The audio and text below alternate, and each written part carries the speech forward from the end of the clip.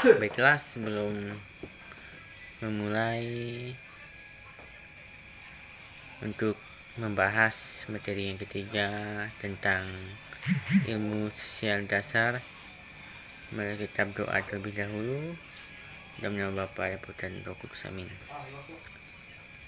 Oleh Bapa yang Maha Baik, puji dan syukur kami panjatkan padamu, sehingga Engkau memberikan kesehatan pada saya, sehingga saya bisa diberi kesempatan untuk membahas materi yang ketiga tentang ilmu sosial dasar. Semoga saya dapat menjelaskannya dengan baik agar berguna untuk kami semua. Amin. Dalam nama Bapa dan Putra dan Roh Kudus, amin. Selamat malam kepada kita semua. Untuk membahas mengenai materi yang ketiga ini, kita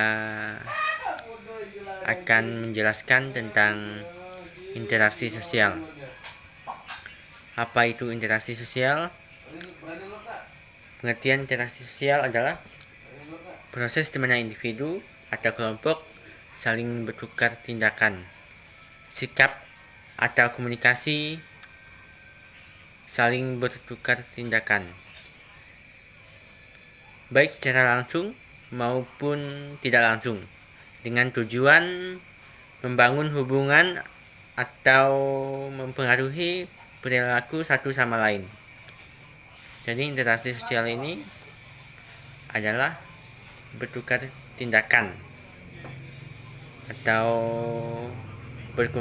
berkomunikasi satu sama lain dengan teman atau dengan sesama. Lanjut, kita akan bahas tentang ciri-ciri interaksi sosial. Yang pertama, terdapat pelaku lebih dari satu. Artinya, interaksi sosial terjadi ketika ada minimal 2 individu atau telah yang berkomunikasi bertindak satu sama lain. Yang kedua, adanya komunikasi. Artinya interaksi sosial melibatkan proses komunikasi di mana individu menyampaikan peran dan menerima umpan balik dari pihak lain. Yang ketiga, bersifat timbal balik.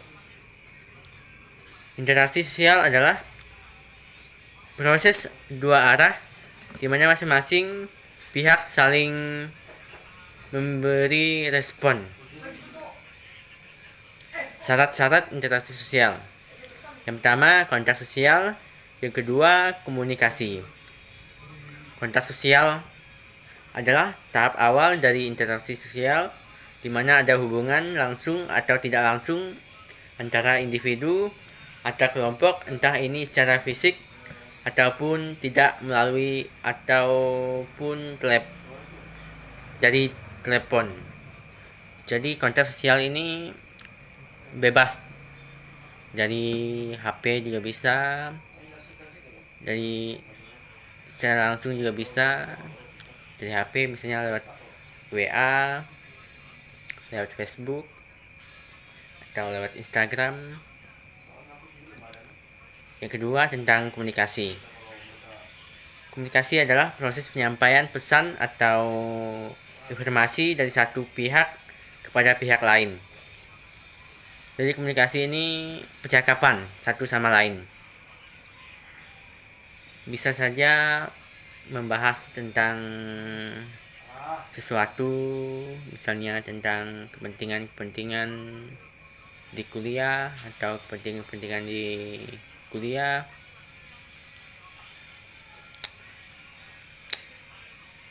Selanjutnya, yang A, tentang bentuk-bentuk interaksi sosial. Yang pertama, tentang interaksi asosiatif, yaitu membangun. Artinya kerjasama atau cooperation. bentuk interaksi di mana individu atau kelompok bekerja sama untuk mencapai tujuan bersama. Jadi interaksi asosiatif atau membangun ini di mana individu atau kelompok saling kerjasama dan membangun satu tujuan yang sama. Itu pengertian dari kerjasama cooperation. Yang kedua, akomodasi atau accommodation. Proses penyesuaian diri antara dua pihak yang memiliki agar bisa hidup berdampingan secara damai, termasuk melalui kompromi, mediasi, atau arbitrase. Jadi akomodasi ini penyesuaian diri antara dua pihak yang hidup secara berdampingan. Misalnya antara teman yang baru kita kenal. Misalnya kita ngekos bersama, dimana kita harus menyesuaikan dan beradaptasi dengan perilakunya. Kita harus menghargai agar bisa memahami pribadinya supaya lebih memahami, lebih pengertian satu sama lain. Itu tentang akomodasi. Yang ketiga tentang asimilasi. Assimilation. Proses di mana individu atau kelompok dari latar belakang, dari budaya yang berbeda beradaptasi dan bergabung menjadi satu kesatuan sosial yang harmonis. Jadi asimilasi ini adalah penggabungan satu kelompok atau individu di mana setiap individu itu berbeda budaya dan mereka bersama untuk berteman dan membangun hubungan yang baik. Itu tentang asimilasi. Yang keempat tentang akulturasi. Acculturation. Proses penerimaan dan penyesuaian unsur budaya dari satu kelompok oleh kelompok lain tanpa kehilangan identitas budaya aslinya.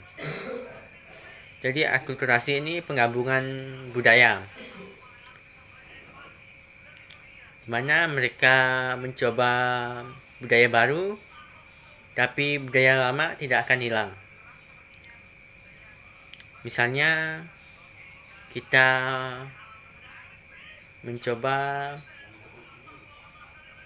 berpakaian yang Cina, tapi aslinya kita itu orang Dayak, dan kita mengembangkan budaya Cina tersebut. Misalnya di acara karnaval untuk keterampilan masing-masing. Itu tentang akulturasi. Yang kedua tentang interaksi disosiatif atau memecah. Pertama, persaingan competition. Bentuk interaksi di mana individu atau kelompok bersaing untuk mendapatkan sesuatu yang sama, seperti kekuasaan, prestasi, atau sumber daya. Jadi persaingan atau competition ini tentang suatu perlombaan di mana mereka bersaing untuk meraih prestasi atau kekuasaan. Misalnya dalam kelas itu kita harus meraih nilai tertinggi supaya bisa juara 1 dan membanggakan kedua orang tua. Itu tentang persaingan. Yang kedua tentang konflik. Bentuk interaksi yang terjadi ketika ada perbedaan atau pertentangan antara individu atau kelompok yang dapat menyebabkan ketegangan atau perpecahan. Jadi konflik ini adalah tentang permusuhan, pertentangan di masyarakat. Misalnya tentang masalah individu, masalah-masalah yang terjadi di masyarakat, dan terjadi suatu pertengkaran atau perselisihan. Itu tentang konflik. Yang ketiga tentang contravention, bentuk interaksi atau menentang secara diam, menentang secara sembunyi. Itu tentang contravention.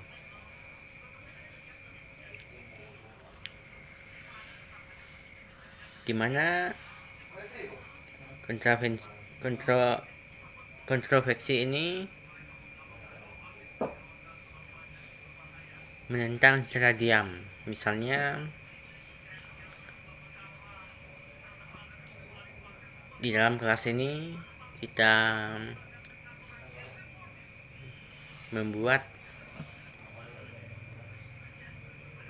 atau melarang tindakan korupsi melalui kertas atau buku, lalu ditempel di sekolah dan tidak di depan umum. Itu termasuk kontroversi.